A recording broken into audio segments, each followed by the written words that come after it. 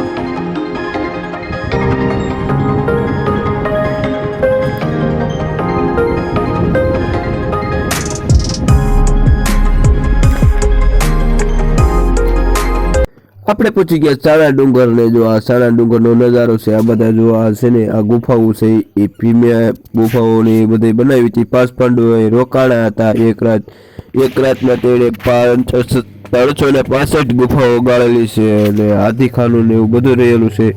આ વિડીયોમાં જોતા રહેજો અને ઇતિહાસ જોવા માટે સબસ્ક્રાઇબ કરતા રહેજો જોજો હજી તમે। અને જો આ જૂના જમાનાનો કબાટ પડ્યો છે, અહીંયા કબાટ નથી પણ આ કોઠલો છે ને જો આ છે ને ડુંગરાની અંદર આ મકાન બનાવેલું છે ને જો અહીંયાથી ચોખ્ખો ડુંગરો દેખાય ને અહીંયા ઓલ પર એક ગુફા છે ને જો આપણે અહીંયા આવી ગયા ને અહીંયા જો એવું પાસે એક ડેમ છે ને આ જો આખો બંગલો છે ને ડુંગરાની ઉપર બનાવેલો છે ને ભૂતરા દાદા છે, થોડાક દર્શન કરી લેજો। ને આ બંગલો આખો ડુંગરાની માથે આખો બંગલો છે ને જો આ ડુંગરામાં 365 ગુફાઓ છે ને એવું બધું છે અહીંયા છે ને આપણે આવી ગયા તો જોવા બધા એ બધા છે ગુફાઓ ને હવે આપણે જઈશું દર્શન કરવા અંદર। એટલે આપણે પહોંચી ગયા જો આ કેવો ડુંગરાનું છે, જો ડુંગરાની અંદર જો તમને કેવું ડુંગરો દેખાય છે જો તમે ને આપણે કરી લીધા ભોળાનાથના દર્શન શિવલિંગના। હવે ને જો આપણે આ ત્રિશુળ છે ભોળાનાથના દર્શન કરી લીધા। હવે આપણે નીકળી ગયા ગુફાઓ જોવા અને આપણે તરત તો આવી ગયા 85મી ગુફામાં જોવા કેવી ગુફાઓ ડુંગરામાં રીસી છે, પણ ડુંગરાનું એક પાળો પણ નથી હેઠે પડતો એવી ગુફાઓ અહીંયા છે બધી। ને ભીમ અને અર્જુન એ બધા રોકાણા હતા, એ માં ને બધા અહીંયા એક રાત રોકાણા હતા। તેને 365 ગુફા ગાળે બનાવી હતી આખી રાતમાં। પછી ત્યાંથી તે જૂનાગઢ વયા ગયા હતા।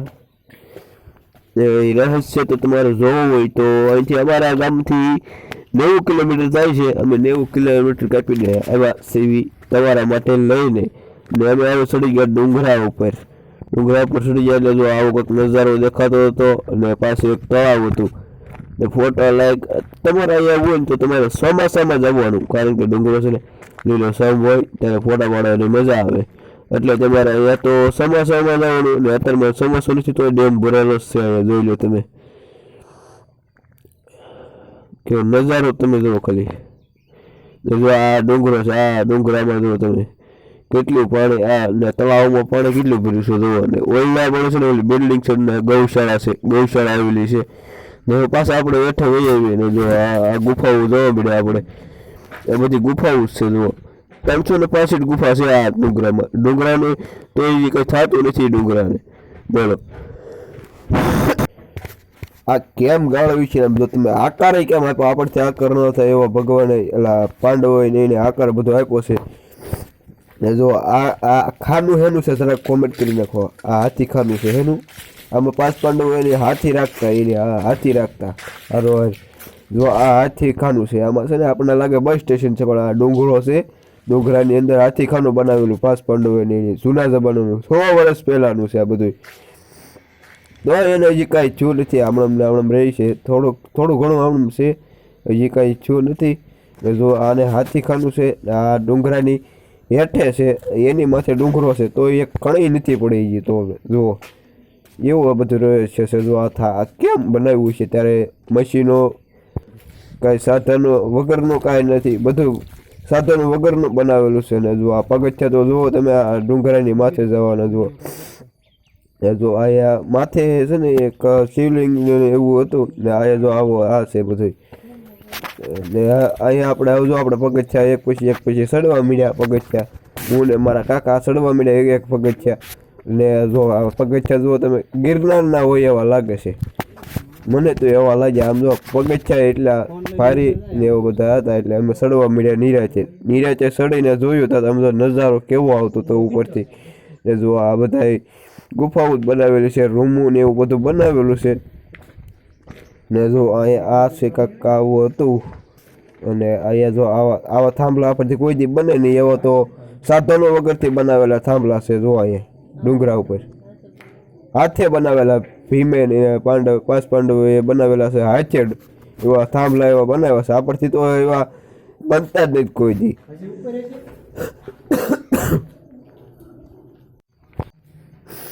હવે આપણે આવી ગયા ને આ છે ભીમગોળ. એટલે આમાં દીવો રાખતા એ ભીમની ને દીવો સળગાવતા. હજી સુધી દીવો હમણાં જ ઓલવાનો છે એ દીવો અખંડ, એમાં અખંડ દીવો બાળતા હતા. ને જો આ ભીમગોળો છે, ભીમગોળો આપણને તો લાગે શિવલિંગ, પણ આમ જો તમે અહીંથી કેવી બારીઓ બધું મૂક્યું, બાલ્કની ને એવું બધું બનાવ્યું છે અહીંયા. ને પછી તો આપણે થઈ ગયા હેઠે ઉતરી ગયા ને આવી ગયા બરફનો ગોળો ખાવા. બરફનો ગોળો બહુ મસ્ત હતો, 20 વાળ. આપણે પછી નીચે બરફનો ગોળો ખાઈ લીધો ને પાછા આપણે ઉપાડી ગયા ગંધારીના મેલ જોવા. હજી પણ તેમાં ગંધારીના વાસ આવે છે.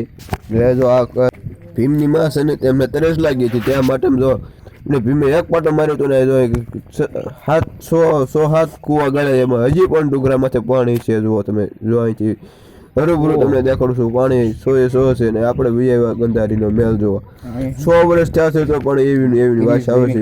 એવું છે સાણા ડુંગર એટલે એવો છે. એમાં 365 ગુફા ગાળેલી છે. ને જો પાણી છે ને ડુંગરા ઉપર કેમ એ ભીમે એક પાટે પાણી કાઢ્યું હતું. ને આ છે ગંધારીનો મેલ ની તો ઓલ પાસે હજી. ને આ તો જો 4 રૂમો છે ને 5 પાંડવોની. જો આ બધું રૂમું ગાળેલું છે. જો તમે જો આમાં બધું રસોડું ને એવું બધું એકારે આવી જાય. આ કેમ બધું બનાવ્યું છે તમે જોવો તો, થાંભલા ને બધું. આમ જો આકાર તો કેમ જ આપ્યો, આપણથી ન થાય એવું આપ્યું છે.